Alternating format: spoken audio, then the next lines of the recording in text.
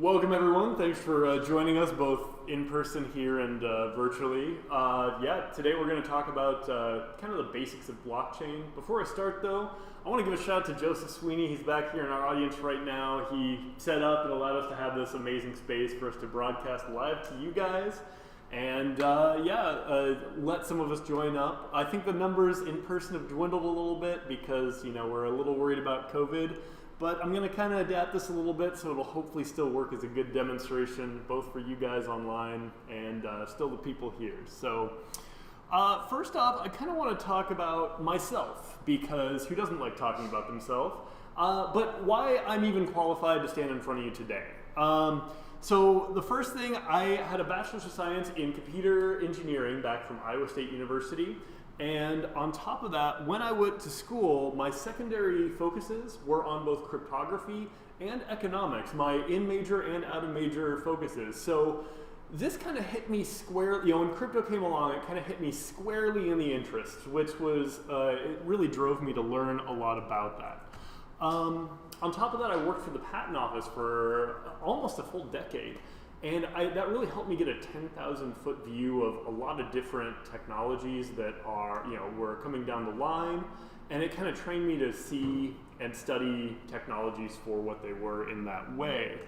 On top of that, I learned about Bitcoin all the way back in 2012. On top of a buddy of mine who was a poker player at the time who knew a lot about it. I actually won and lost an entire Bitcoin back in 2012, and it kind of vaguely put it on my radar. I still didn't fully understand it at the time. But there's also the CNET Technology podcast, which is now defunct, but that put it squarely on my radar back in 2012, 2013. I was interested initially in the arbitrage opportunity because I saw the prices on different exchanges were so different. I actually started working with API programming in Bitcoin back in 2013. And when I started to understand it, I actually made a second investment. The first one was just to mess around with the API bot. The second one was literally just to, because I started to see the potential. And so I made two investments back in 2013, and as you know, things went relatively well from there. So I also retrained a little bit later on in life. I taught mathematics. Honestly, teaching is my own passion. That's kind of one of the reasons why I love being up here. I'm now the educational coordinator for the Madison Blockchain Crypto Meetup Group, and I love doing that and imparting the knowledge that I've gained along the way. So, first off, I kind of want to talk about this presentation in general. I am going to throw some difficult computer science concepts at you. However, I am going to make sure that when I wind those up and make you feel a little bit uncomfortable about things you might might not know and might not fully understand, I'm going to unwind those and make it so you can, at least the important aspects. I'm going to make sure that, hopefully, in theory, that you can kind of follow along, at least with the concepts of some of the algorithms that actually secure blockchain. Now, you've heard a lot of buzzwords, and I'm sure you've heard them hundreds of times, but I actually kind of want to dissect what they are because they're buzzwords for a reason. These are actually really important aspects of crypto, and I think we kind of need to talk about why they're important and actually how the game theory of crypto enables that to happen and be so mind-blowing, honestly. The first, we're going to talk about four different aspects today. The security of it. Not only do we have the hashing algorithm, which is SHA-256, but we've got a public key, private key system that lets us mathematically instantly verify that transactions that purport to be valid either are or aren't. We know that right away, and also make sure that we know that data hasn't changed. On top of that, the block structure. It's a literal chain of blocks. That's why it's called blockchain. And it's the first portable database that everybody can kind of sign on to, and they know what it is. They can download the full state of it, and they can verify for themselves that it's completely correct. So we're going to talk about that a little bit. We're going to talk about the incentive system. I'm sure all of you have heard about mining. We are actually going to do a little simulated mining activity. I'm going to have to modify it a little bit because we've got a small in-person crowd. Hopefully I can get the YouTube crowd to join in. We'll see. So YouTubers, pay attention here. And on top of that, the protocol, we're going to talk about the rules that govern it, because without a set of rules, without following that, you are going to actually be mining something else. If you violate a rule in blockchain, everybody else is going to find you invalid. They're going to kick it out. So following that rule set to the T in a mathematically verifiable way actually makes sure everybody's working on the same problem. On top of that, the properties, and these are the true buzzwords I'm sure you've heard: decentralized, no central authority controls this. Everybody at any time, if they wanted to, can hop on and start mining. They can make a transaction, and nobody can really stand in the way. Like, if you have control of your public and private keys, you can make whatever transaction you want at any time. It's very robust. Even if we reach an apocalyptic state where, like, a meteor hits the Earth and like 9/10 of the computing power of the world were knocked out, there are still enough copies of different blockchains out there, it will probably survive. As soon as computers start coming back online and get connected, that system will get rolling again, and the money that you have persisted in that blockchain system is going to be safe. Like, if Bank of America got hit with a meteor, you might not be so lucky, but fortunately there's so many copies of this around the globe, it's going to be a very robust system. On top of that, immutable. Nobody can change this. As soon as, and we're going to talk about why a little bit later, but because it's verifiable and it builds off of itself, nobody can really undo work that's already been done in the past. So keep that in mind. We'll kind of swing back to that a little bit later on. And permissionless, this kind of ties into the fact that it's decentralized. Nobody can tell you what you can or can't do with your money. As long as you have your public and private keys available, you can do what you want with it. And I think that's important for money in general. So let's talk, get into the cryptography itself. And actually, let's talk about what makes a cryptographic function itself. So all it is a one-way function. So it's easy to get from A to B, but it is almost impossible. It is statistically impossible to get from B back to A. And this can be some sort of data check, but we'll dig into that in just a second. But basically it's very computationally easy to go one way, very hard to go the other way. So let's build one from operations we might know from way back in elementary school. Now, the first one we encountered was addition. Very easy. The set of A and B. If you're trying to keep A private, this probably isn't a great function. We'll get into that in just a bit. But A plus B equals C. We have a relationship. The problem here is this a trapdoor function? Can you reverse this function? And what operation is the reverse of this function? Go ahead, Joseph. Subtraction, exactly. This is not going to be a good cryptographic function because subtraction, it takes almost the same number of steps. We can easily rewind and find out what A is from just the data B and C. So that is, it's easily provable that C belongs to the set AB, but we can unwind what A was, so it's easily invertible. That does not make a good cryptographic function. Let's take it up one level. Let's talk about the next operation we learned back in elementary school, maybe middle school. Multiplication, A times B equals C. This is also invertible. Anyone want to take a stab at what that is? Division. There we go, division, exactly, nice and easy. So again, we can see that while we can prove that C belongs to that AB, we can also unwind very easily what A is. If you're trying to keep A secret, it's not going to work super well.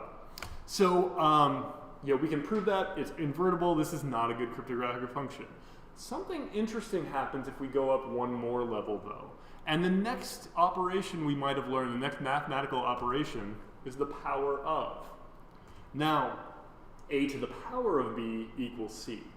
There is an inverse operation. Do you want to take that one? There are technically two inverse operations, roots and logarithms. Okay, yes, exactly. The root of is, but you're exactly right. Roots and logarithms are going to be the inverse. So we have a relationship A to the power B equals C, and we can invert that with a root of. However, it is difficult to invert. And I have a little mental exercise to prove that this is the case. So this can make a marginal cryptographic function. Now, I'm going to put a big number up here, and this is going to essentially be our B and C in that previous operation. So we're trying to derive what A is. If I told you to find the cube root of 191,102,976. Now this is supposed to be a mental operation. This is supposed to really stretch your brain, and I don't care what the actual answer is, but I do care about what the mental process is to actually start to find that.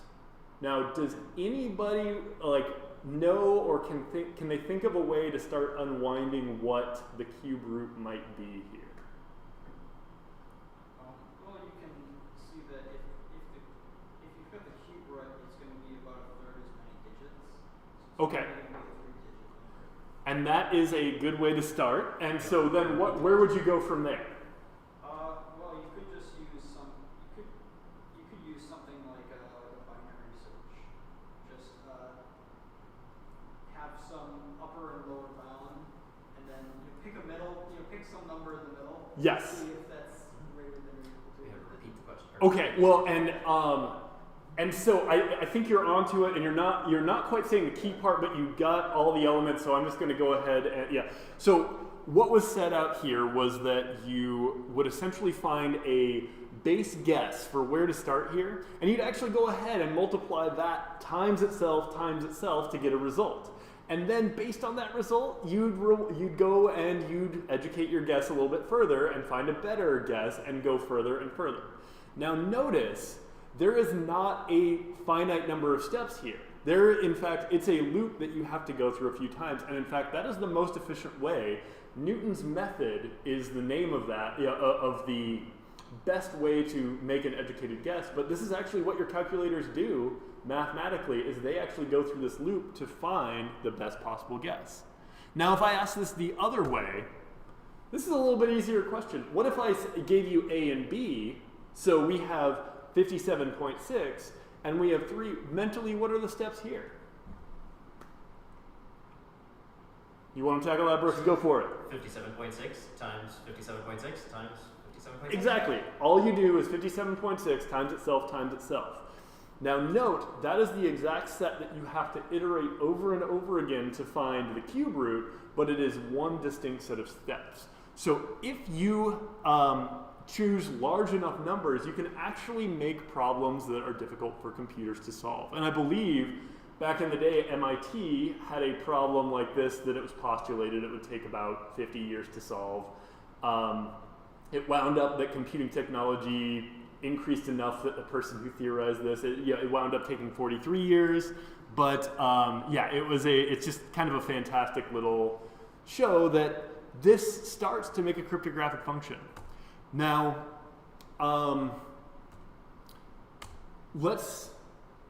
there are much better algorithms out there that aren't, you can't refine your search, and in fact, they basically just give you almost a random result, so you have no way to ground yourself and make a new guess.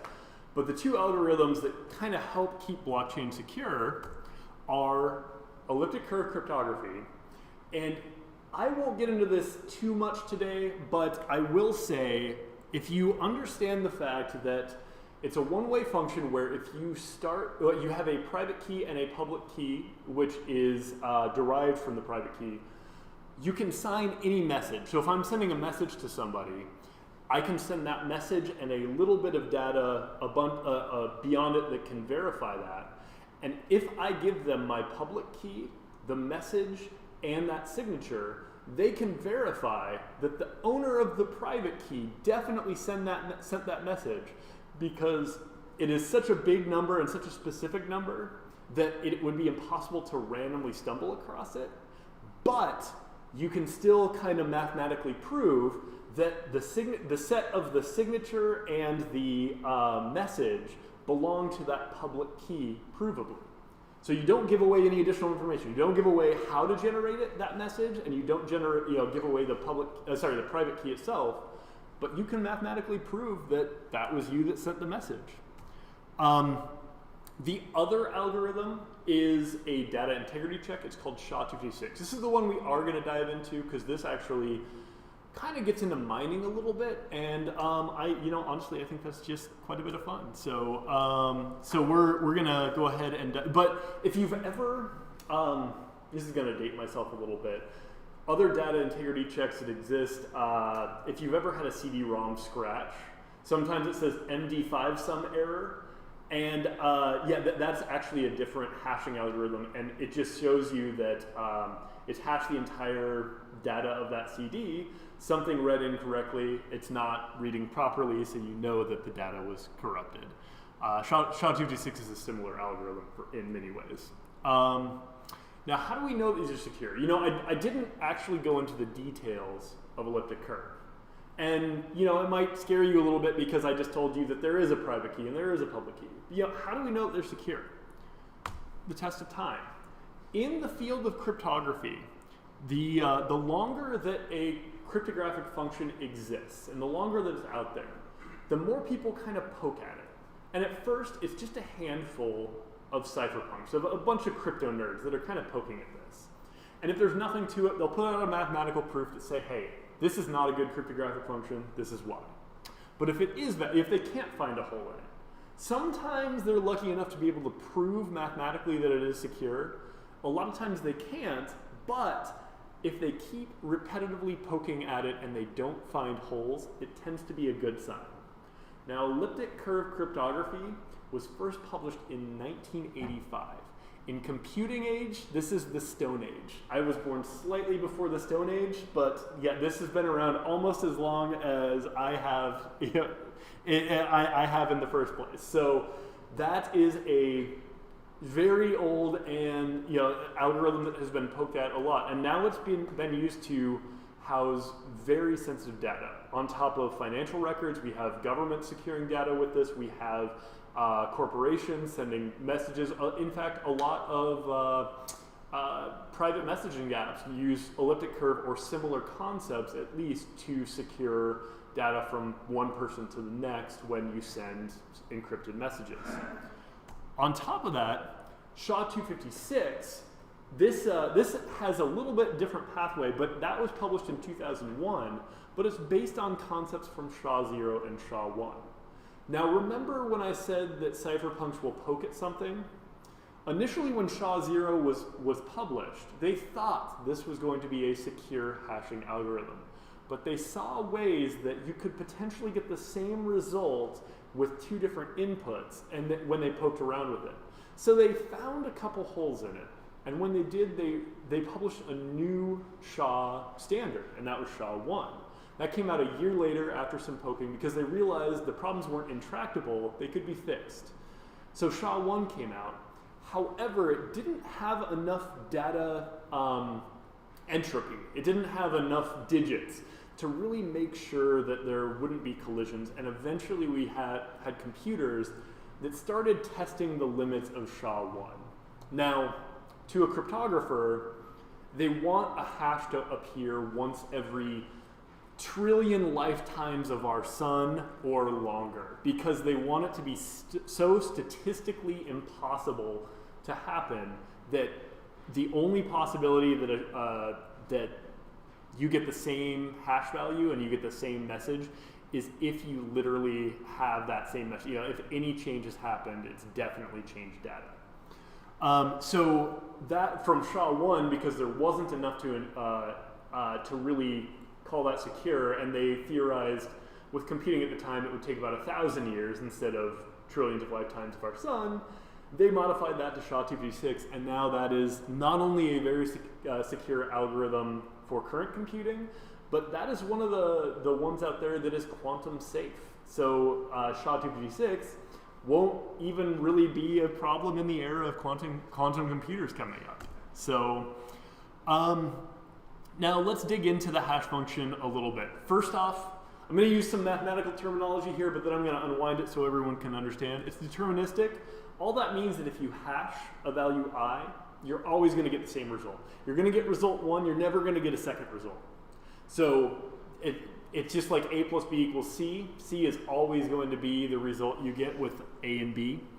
On top of that, a hash is a one-way function with a pseudo-random output. And one way, remember, that's just where it's very easy to go one way, very hard to go the other. You can see if you hash I, it's very easy to get the result R, but there's no function that you can you can use on the result itself to rewind back to the input itself. You can't go backwards in this trapdoor function. And on top of that, a hash takes any size input and gives a fixed length output. Now I want you to think about this, because if you have any size input, you literally have an infinite number of possible inputs. But a fixed length output means that you have a finite set of outputs, but it's still collision resistant. And the way it does that is that it has such a large set of possible values that if you started throwing different inputs at it, it would literally take those trillions of lifetimes of our sun just to put the computing power of the entire globe at it to maybe find two that match completely. It would be a daunting and impossible task for at least in our lifetimes. So now let's go ahead and unwind this, because I want to put this in much simpler terms now. I've kind of scared you a little bit. Let's rewind this and let's make it much more user-friendly to understand. So when I'm talking about the protocol, the rules of Bitcoin, I like to think of very clear instructions anybody can understand. And when I think about that, I kind of think of IKEA instructions. It doesn't matter what language you speak. There's not even words up there. It's just they make it very clear to assemble something. And then on top of that, we also need a series of blocks with a distinct front end, because that front block never changes, and that can be transported across the internet. And mentally, when I visualize that, I personally come up with a locomotive with cars trailing behind it. So today, because of that, we are going to create the block and chew. So in order to do that, let's actually talk about some of these, like the block structure elements. The first one, very simple, it's just the order of the blocks. The numerical order. So all this is the very first block, label it 1. The second block, label it 2. On top of that, we have the transactional data. This is, if I were to make any transaction on the blockchain, it must be persisted. If I mine a block, if I give crypto to somebody else, that's going to be recorded. So because this is kind of mimicking Bitcoin, I put up fake transactions. The first transaction of every block is the mining reward. And this gives you the right to create 50 Bitcoin at the beginning. At the block 1 at the very beginning, it started with a 50 Bitcoin reward. It allows you to address that to yourself from nobody, literally create it from thin air. And this is a valid rule in the rule set, so everybody deems that valid, and 50 Bitcoin is created every block. So I went ahead and put that up here. It's a little bit grainy, but we can see, mined by Alice, 50 Bitcoin mined by Bob. I wish that we had a bigger projector screen here, because that's hard to see. But then I put in some fake transactions. We have Alice sending Bob about 5 Bitcoin in the second block, and we've got a couple more transactions in the fourth. But I kept it pretty simple because this is the beginning of our blockchain, and I just kind of wanted to give a good example. Now, on top of that, this is the data integrity check. We have the hash value of the previous block. Now, in each block, we have the hash of the previous one. Block 2 contains the hash of block 1. So you can actually verify that nothing's changed by looking at the hash value stored in block 2 and then hashing all of block 1 yourself, and you can literally verify whether or not something has changed. Now, one really interesting phenomenon, I really hope we kind of figured this out, but there is a hash value in block 1. Now, it's impossible to rewind what it is, and it might take a lifetime of computing improvements for us to, or even more than that, to even get to the point where we can unwind SHA-256, and we have to improve that. But I'm really curious what Satoshi himself actually hashed to put in that block. He is a cypherpunk, and I can almost guarantee there's a file out there somewhere that he hashed. It might be data about himself, it might be another news article, because I know he did the London Times article for the Genesis block, yeah. But it'll be very interesting to see in our lifetime if that ever emerges. Now, on top of that, well, so let's actually talk about what a hash looks like. So if I were to say, put up the message, "Hi, Brooks," and this was a highly vulnerable system where I needed to make sure not a smidge of data changed, I could hash this. And the hash is a very long hexadecimal number. All that means is it has all the digits from 0 to 9 as well as A through F to represent 1 through 16. So this is an example hash data, and you can see there are a lot of characters here. This is why it becomes so insurmountably hard to find a collision. Now, if I change this in any way, let's say an attacker comes along and they're trying to get into my system, but I'm doing these data integrity checks. One thing you can do is transpose an I to an L. It's harder for a human to see, especially a capital I versus a lowercase l. But let's say somebody tries to do that here. They transpose that lowercase I to an L. Well, if we hash this, we can immediately see our hash starts 740E here, but we have 66DA here. Something's definitely changed. Every digit of our hash almost, well, there's a 1 in 16 chance each one hasn't, but almost every digit of our hash is different because the data entropy is so high there. Now, this is the tricky one. I've actually malformed this message as well. Let's say somebody sends this message. It looks exactly the same to the human eye. Hi Brooks, exclamation point, everything like that. You can't even tell that I put a trailing space, but this potentially could attack a system in some white space attacks. If we hash this, we can immediately see, even though our human eye cannot see this at all, we can immediately see 6BB5, something has changed, we need to reject this data. Now, blockchain needs a way to find out which data to accept and which to reject, because we have hashes, but we need to find a paradigm to figure out how to accept or reject. So let's rewind this and go back to our transactions here. Let's say that a user, Mallory, tries to claim that they mined block 3. So instead of Charlie right here mining block 3, Mallory does. Well, that is going to change the subsequent hash over here, so we at least know that something has changed. And on top of that, let's say that somebody tries to decrease payment.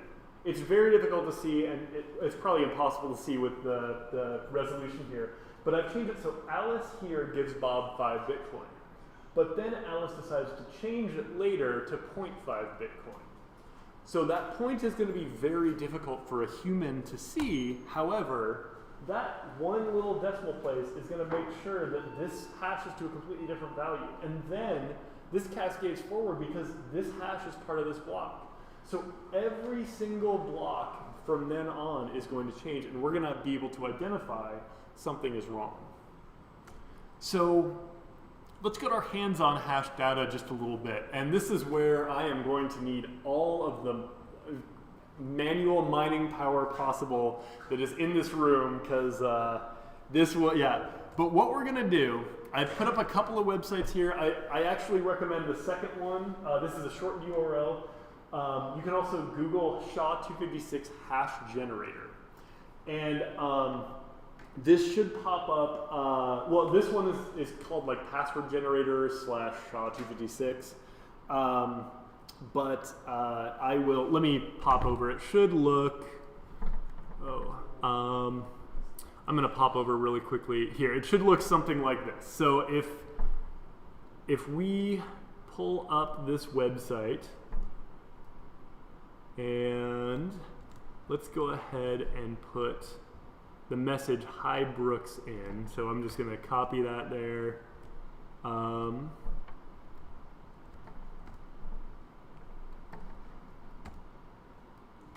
Oh, that's why. I'll just, yeah. So as you can see, we come up with 740E. and then if we go back over, we should be able to verify 740E here. So we can see that our data integrity check, oh shoot, sorry about that. Okay. We can see our data integrity check works because all of us are getting the same result. We're going to use the same website to hash messages that meet a threshold requirement in just a bit, and I'm going to give away give away some chocolate here tonight. We'll at least do that. So, and by the way, while I'm pulling that up, I'll put that up here so you can still visit the site if you want to.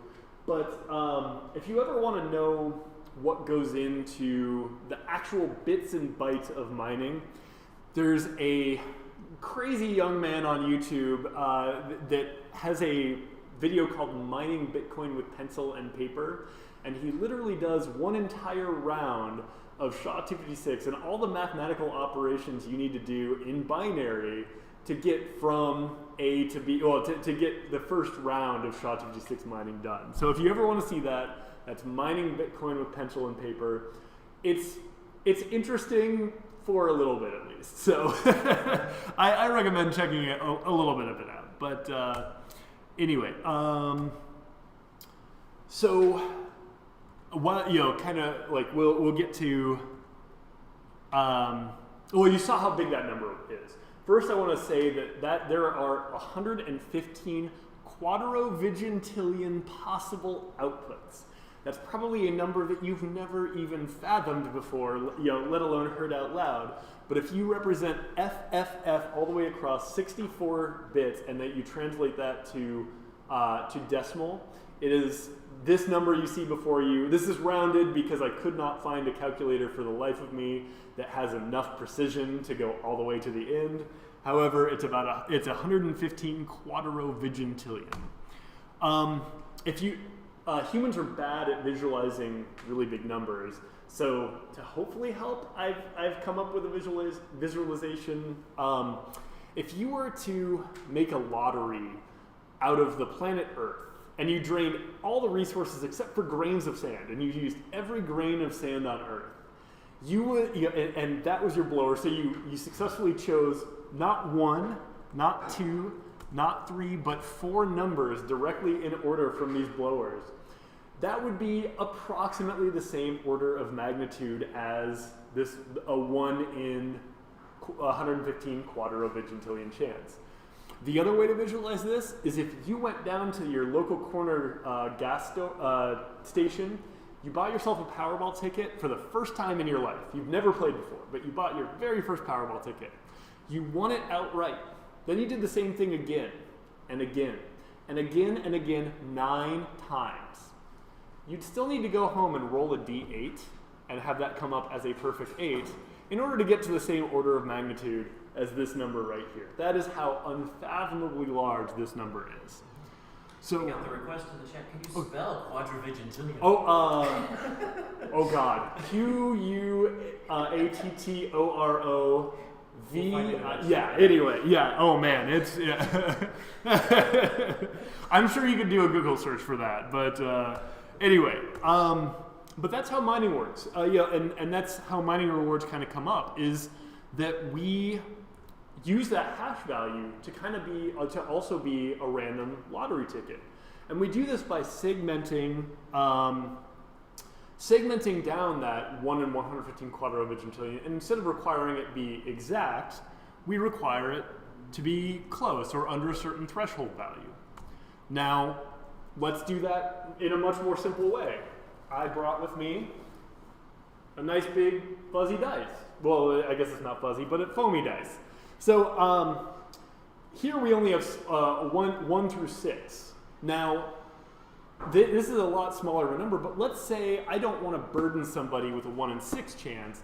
I want to make it so they have a 50-50 chance of coming up with the number that's correct. How could I divide this up to give someone a 50-50 chance? I'm sure you've done this before. Joseph? Odds or evens. Yeah, odds or evens. There we go. And in blockchain, it's a lower than threshold, so we're actually just going to say it's 1, 2, or 3 work, and 4, 5, and 6 are out. So, but yes, you can divide the dice pretty much any way. as long as 50% of the dice, 50% of the faces come up with a positive result. So, yeah, for Bitcoin, we're going to do a lower than. So we're going to then adapt that to our 115 quadro-vigintillion chance. So let's say I instead of a 50-50 chance on a 6-sided dice, I need a 1 in 1 million chance on this giant number here. All I do is divide that number by 1 million, and if you come up with a result that is less than that number, I could prove that because because you can't predict what the result is going to be, I could prove that you actually put in 1 million tries statistically in each iteration. And that's again because the most efficient way to do this, like our power of root of, the most efficient way is actually an iterative model. So yeah, let's and so what mining is literally a process of fumbling around with data in the block to make it fit the requirement of being below a certain hash value. And Satoshi realized this, and I think he actually borrowed concepts from Wei Dai and Adam Back to come up with a proof of work system. I think both of them kind of came up with those concepts separately and independently, but that was adapted for Bitcoin itself. But yeah, it's literally a process of fumbling around with the data. I talked about 3 fields in blockchain, in Bitcoin, but there are a couple more. One of them is the time. That's persisted in there. So every time a new second ticks off, we change that entire hash value, and we can start an iterative process all over again. If at 3:17 I sent the message, "Hi Brooks," the first, I think I put 10 digits up here. Yeah, this is the first 10 digits of the hash would look like this. But then at 3:18, if I put that in there, the first 10 digits look like that. And you can verify any of these on that same hash generator if you'd like. On top of that, there's something called a nonce variable. All this is a free-form variable that can be anything, and anything is valid here. So I think in Bitcoin it's 32 bits. So any 32-bit number can fit in here. So if I say "Hi Brooks 1," that'd be a valid message, and I could get that to him, and "Hi Brooks 2," that would get him to there, but it would be a completely different hash value. Then on top of that, the transaction order can actually come into play. Let's say I give Joseph half of a Bitcoin, and Joseph gives Brooks a quarter of a Bitcoin. It doesn't matter which one actually comes first, but as long as everybody has a Bitcoin balance. It doesn't matter which one comes first, but as long as both of those transactions are in there, all 3 of us would wind up with exactly the same balance. So if I send the message, "Hi Brooks," that has approximately the same meaning as "Brooks, hi." So we can kind of see how transaction order is again going to change the data and change the hash. So let's simulate that mining. I'm going to just use a nonce variable. All I'm doing is putting in the message, "Hi Brooks." We're not using time, we're not using anything like that, just that nonce. And I found out that if you put in "Hi Brooks 85, you come up with 2 zeros on the front. Now statistically, this proves that I put in at least 256 tries, because 16 times 16 is 256, and I have required these first 2 zeros to be 0. These first 2 zeros, or numbers to be 0. I can't even talk today. Yeah, anyway. These first 2 numbers to be zeros. So yeah, I mean, I can kind of, in reality I put in 85 tries because I was going from 1 up. But if I were to do this for a ton of different messages, on average, I would have to stumble through 256 different tries on average. So yeah, we are going to set up some ground rules in order to get the delicious chocolate rewards in-house here. The first one, I'm going to give you a message. It must be exactly that message. It must be followed by a single space, and it must be a nonce value. That nonce value is going to be between 0 and 100,000, no commas whatsoever. So if you put the comma in, everybody else is going to reject that as invalid, and we are going to continue mining, and you did not find a block. So make sure to not put that this little comma in right here. On top of that, all spacing, punctuation, capitalization, and spelling of that message, it must be exactly the same. We can't tamper with the message. And I'll make sure it's clear. I'll make sure you know exactly what that is, and I'll put that up on the board here. And a successful result is one where the first 2 digits are 0. Now, we have fewer people in-house today than I was expecting. So I'm going to require that the first digit is 0, and the second digit is 2 or lower. So it's going to be a little bit easier. We're going to have, instead of a 1 in 256 chance, that's going to give us a 1 in 64 chance. So I'm going to make it a little bit easier today. So one way I might start the mining process out, if I just start at 1, I would go ahead and put that in my hashing algorithm. I'd come up with that value. I'd go ahead and go through 2, etc., and I would just continue iterating because that's literally the most efficient way to do this. Now, when we come up with a successful result, I want an announcement. Go ahead and put your hand up with your thumb up. This will broadcast to the network, just like Bitcoin does, just like any blockchain does, that we potentially have a result. We will then stop to verify whether or not this is true. And we will, once we call, you're going to shout out that nonce variable to the world. You're going to say, hey, I think I've got one. It is 456. Then we're going to put in that message with the nonce variable 456, and we're going to verify whether or not that's it. It's either going to be accepted or rejected. If it's accepted, other people in the room have verified that you found a appropriate result. You're going to get a delicious chocolate reward, and then we'll continue we're going to do 3 messages today, and 3 prizes, 3 hashes. So almost everyone here should get something. So, and then the difficulty adjustment, if the block time I think is too high or too low, I might adjust that just like I did earlier. I expect the 1 in 64 to take about 30 seconds for us. So, but I might adjust that up or down. Now, this is my best recommendation. Do not start at 1. If we all start at 1, we're going to be working on the exact same problem. So please choose a random number for that nonce value and either go up or down from that. Your choice. But I want you just randomly choosing a number and going from there. So our Genesis block, this is the message. I'm about to announce it. So get ready. We have somebody else in the group who is a coordinator. His name is James. So we're going to send the message, hi James. Go. Oh yeah, and 1 in 6. Yeah. So remember, 0 and 2 for the first ones.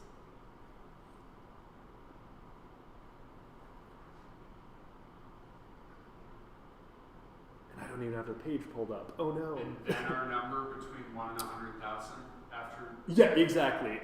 The message. Hi James, capital H, capital J. 1 space here. No. 1 space after with your nonce following, and that's it. And we'll cycle through until we find at least one that starts with a 0, 2, or lower. 0, 2, 0, 1, or 0, 0. Yes? 746. 746. So let's go ahead and verify that quickly. We are going to go to our hash generator. We are going to put in hi James, exclamation point, 746. And I'm getting 06. I'm trying to sneak one by. We have a malicious contender here. We are going to reject that block and continue mining. He suggested do not start with 0. Yeah, that one did start with a 0, but the second digit was 6, not 2 or less.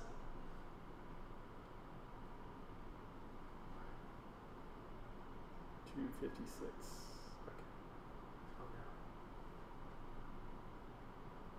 This is what I get for not pulling up that website myself. Oh yes, we have a potential 121. So let's go ahead and try, see if we can verify that.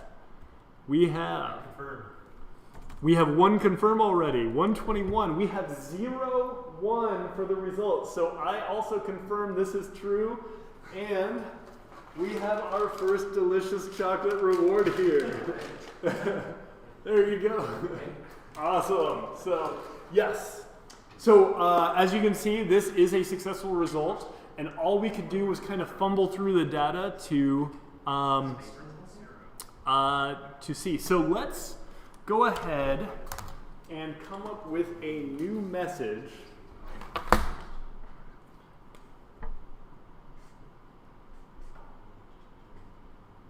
So, what was your name again?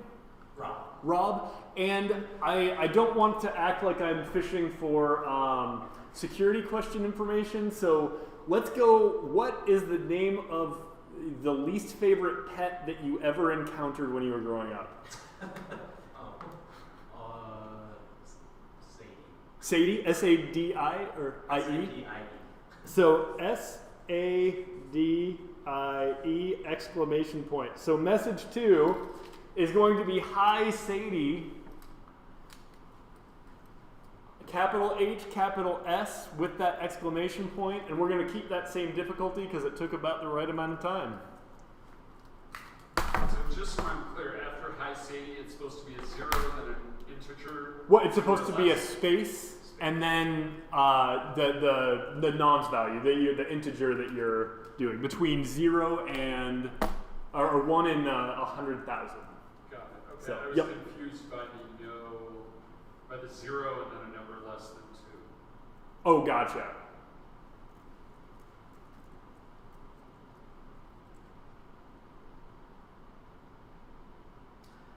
From YouTube, hi Sadie 0. Oh, hi Sadie 0. Is that a valid? Let's see. Hi.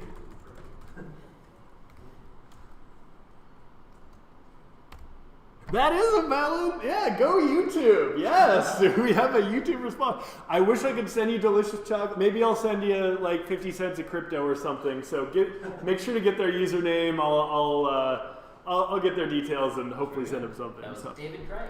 David Craig. Okay, well, tell you what. David Craig, what is... Oh, I don't want to get you in trouble.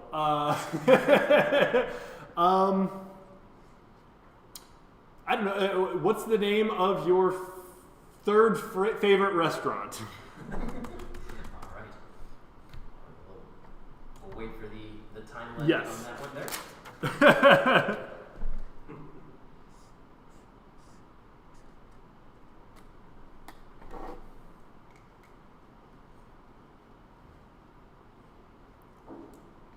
Hopefully he can. Think of a restaurant's name. Yes. We'll pull up the Jeopardy music while we're Yeah. thinking about this one. All right. Ivory. Ivory. Okay. I-V-O-R-Y. We're going to say hi to the ivory here.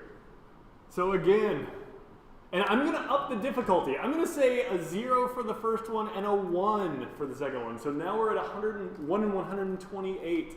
So the difficulty went up just a hair.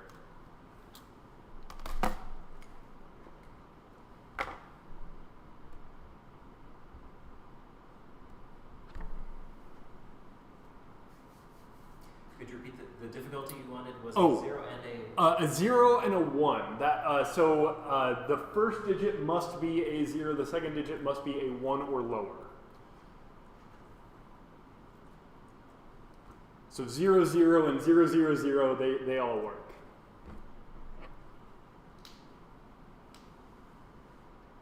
Excuse me, 0, 1 or 0, 0 is what you're saying? Yeah, 0, 1 or 0, 0. As long as those are the first two digits, we are good.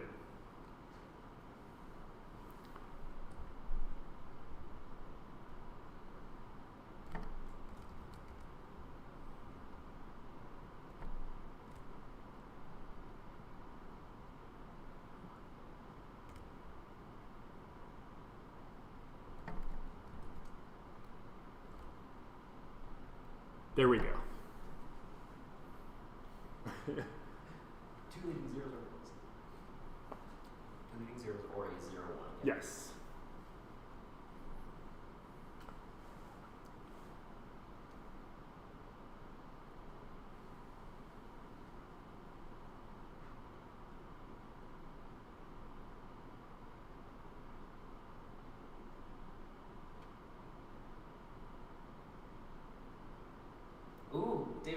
Oh, David again. 1987. 1987. Let's go ahead and verify if 1987. Let's see. 1987. Oh wow! So not only did he find one, this wound up being a 000. So just by a fluke, he found one that would be a difficulty that is much more difficult than what we found out. So yes, and that's kind of yeah, David. I'm gonna make sure to get your details. I'm gonna send you a full $1 of crypto.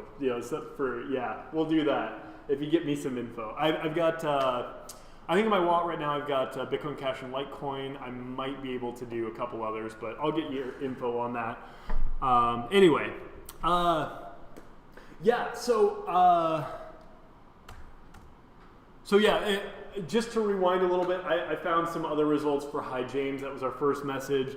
196 works, 809 works, as well as 1,131. I wish this took fewer tries, but Hi James is one of the crazy ones where it doesn't have a lot of results in the first bit space, so I was searching for quite a while there. And these are 000 results. In fact, 196 is another 000 like what David found. Now,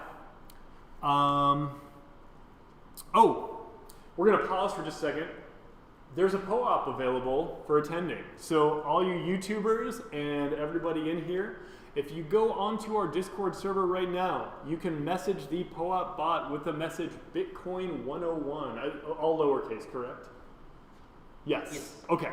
So Bitcoin 101, if you send a direct message to our POAP bot, you will get that POAP. So I recommend doing that. I'm going to claim that myself very quickly. So we will pause for just a second for people to do that.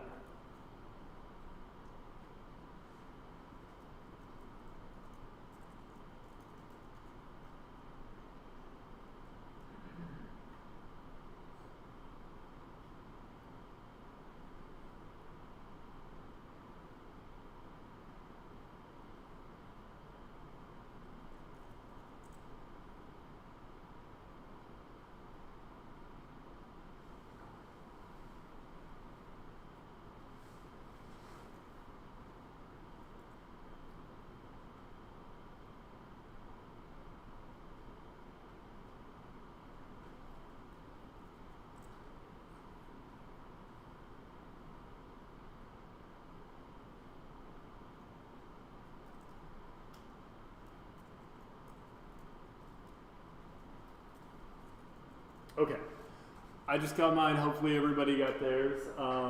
So yeah, we will go ahead and continue. Now, let's go ahead with that difficulty in mind. Let's revisit our attacks. Let's see what actually can happen if we're putting this proof of work, this iterative process that proves we put a certain amount of work into this.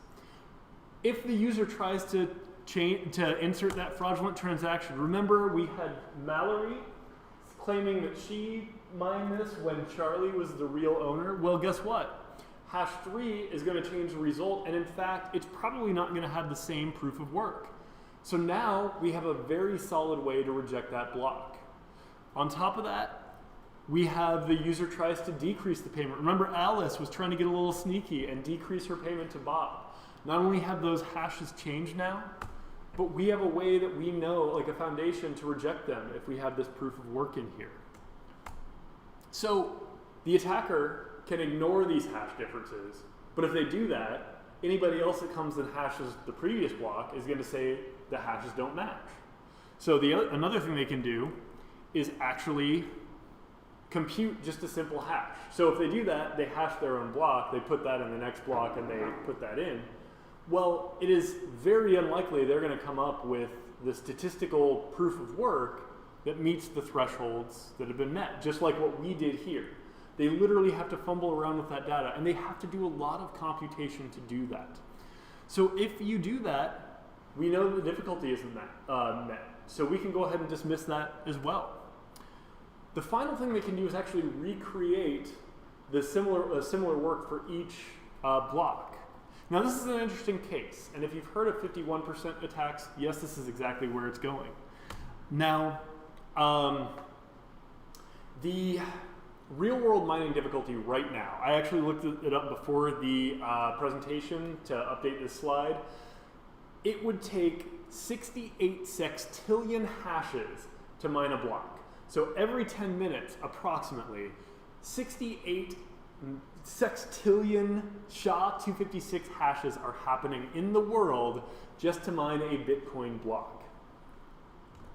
Now, you are up against that beast when you are trying to attack Bitcoin, because in the protocol, first off, the first block is hard-coded. Satoshi made that block for a long time. That's actually been hard-coded in the system.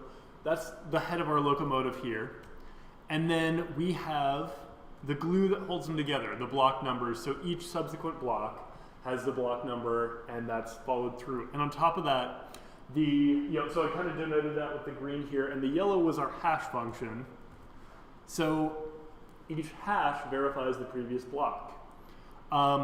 If something goes wrong, if everything goes right, everything verifies. If a hash goes wrong, we can immediately know that something has gone awry in the process. And then the final rule is that difficulty requirement. Every hash must meet a given difficulty requirement. Currently, it's that 1 in 68 sextillion chance. And that difficulty prevents us from accidentally choosing a cheap knockoff.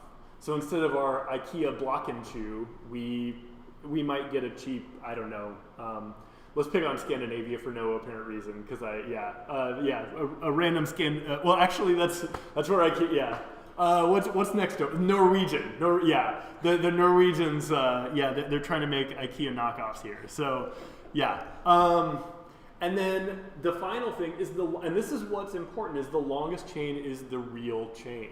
So that means that if you try to compute this hash yourself, this chain is going to keep growing at the same rate it's always been, about every 10 minutes. But you cannot possibly put up an equivalent amount of hashing power. So if you try to make a train yourself, it's not going to be nearly as long. And everybody's going to not accept that as a valid chain. So they can dismiss that as well. So that is how the mining rewards, that block structure, that the incentive system and the protocol kind of hold everything together and make this just a beautiful game theoretical system that kind of keeps everything ticking away and making sure that everybody is working on the same problem. Now, with that being said, hopefully I've broken this down enough that people can understand, but in-house or YouTube, are there any questions? I would love to hear them.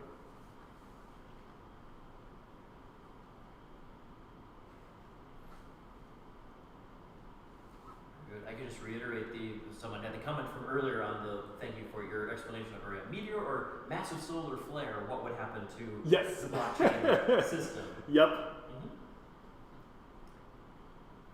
Yeah, as long as there's a few copies of the blockchain sitting around, and it's not Bitcoin specific. Like, I'm pretty sure that a lot of different blockchains, as long as they're copied to enough different places, that they're all going to survive. It's just a matter of getting the computing power back online to connect back with them.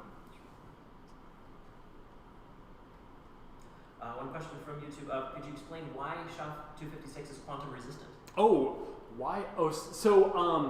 I personally cannot, but I know that there is a mathematical, or like the best solution, the best quantum solution that was theorized does not actually gain over classical. In fact, it loses over classical computers. So that might change in the future. Maybe it could be that in the future we find a better algorithm to do that. However, there are people a lot smarter than myself that know a lot about quantum computing that have already kind of poked around with a little bit. So as of right now, it looks relatively unlikely. I would say that on the subject of quantum computing, there are some things that that classical computers can do that quantum computers can't do efficiently. Yes. Particularly involving things like if-else statements and breaking out of a loop early. Yep. And there's a lot of algorithms, for example, things like SAT solvers and other types of constraint solving type algorithms that can actually be insanely efficient. Way more efficient than normal brute force, even if technically they're just a very heavily optimized version of brute force. But you can have cases where you have a problem that looks like it should take some number with 100,000 digits, number of years to solve it, but the computer can solve it in like 20 minutes. Oh yeah, And it turns out that you actually can't really run those algorithms at all on a quantum computer, or at least you can, but it takes the absolute worst case scenario performance. Exactly. In which case, the classical computer completely blows the quantum computer away. Oh yeah. And so. Yeah, and just in case YouTubers couldn't hear what was said because it was in the back of the room, basically there are a few things that classical computers are just better than quantum computers at. And that's the very simplified version of what was said. But yeah, I mean, there's some information on Google as the first result if you look up SHA-256 quantum resistance, I believe. So, yes. I have one question on you use the simple mathematical sets of the A, B, and C, or the relationship between A, B, and C, but then you jump to public key, private key, and message there. Could you re-explain the jump there of where did A, B, and C translate into Yes, public, so private, message? I might not have covered that as well as I should have, but basically I wanted to show that even some of the algorithms, some of the mathematical equations that we know from way back in the day actually have some one-way properties. So it is substantially more difficult to calculate the root of, or than it is to calculate the cube of something. If you multiply something by itself 3 times, it's way easier to do than finding what number will result if I divide this into 3 equal parts for multiplying together. So one's just an easier question to solve. Now, cryptography takes that to a much higher degree. The one-way functions are much it's not you can't kind of hone in on the result, because with every guess that you do for a cube root, you get closer to the end result. But for the cryptographic algorithms that actually secure data, that isn't the case. If you take a guess, you have no better idea of a different number that might be a better guess. And that's really what makes a good cryptographic algorithm. So I just wanted to make that jump and show you might even be familiar with something that has the makings of a cryptographic algorithm. So. One other tangential question related to blockchain and Bitcoin. Brian had seen information on there's a satellite uplinks for the Bitcoin blockchain. And yes. The question of, is the satellite storing the blockchain, or is that more fail-safe for the internet going down? I believe it is storing the blockchain itself. I'm pretty sure from what I read there is data storage up there. I question the efficacy of this because the delay of signals from Earth to the satellite might actually start. Well, I guess it shouldn't be that long. Yeah, we're not to the point that this. Yeah. So but that does make Bitcoin more resilient. The fact that that is in a satellite, if something super cataclysmic happens, we can log in not only to that satellite, but we can log into any other computer that happens to be housing it. So just a hair more resilient that way.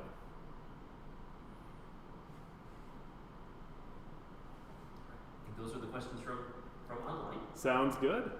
Well, thank you to the crew in-house, thank you to the crew online, and it's been wonderful, and I'm glad this is going to be a resource for people for a while now. All right, thank you very much. Yeah. Thank you. Thank you.